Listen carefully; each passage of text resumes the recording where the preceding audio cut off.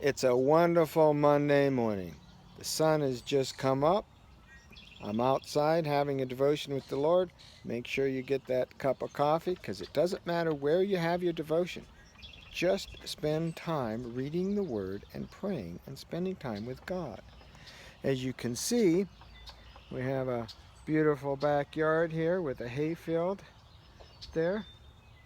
And let's go ahead and turn to the scriptures. John chapter 11, verse 25 this morning.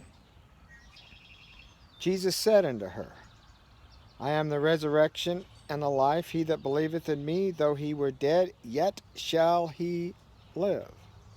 Jesus was speaking to Martha when he said that.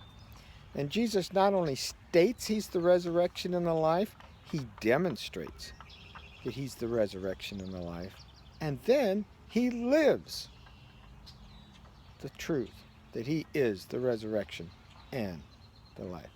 You see, right here, Martha's brother had died, Lazarus, and Jesus comes to her and she runs out and she says, Jesus, my brother wouldn't have died if you would have been here. You see, we have a tendency to blame God for death and for sin. The wages of sin is death. The result of sin is death. And sin is our own doing. We cannot blame God for our own sin. So he says, I am the resurrection and the life. Are you going to believe that, Mary? And Mary says, oh, I'll know he'll rise again in the last day. Well, Jesus moves closer to the tomb and he runs into Mary and he kind of says the same thing and has another conversation. He does weep because he does know our sorrows and our difficulties that we go through and our trials. He does love us greatly. That's why he hung on the cross and died for us.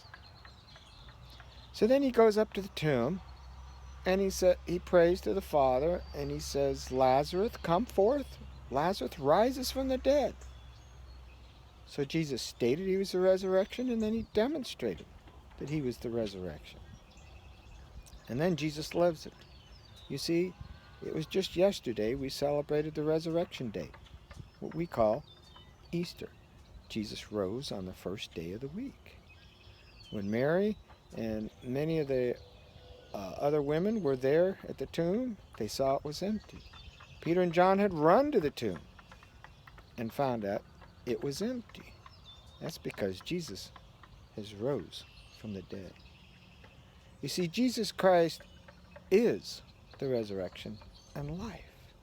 Too many people struggle, but you don't have to struggle alone.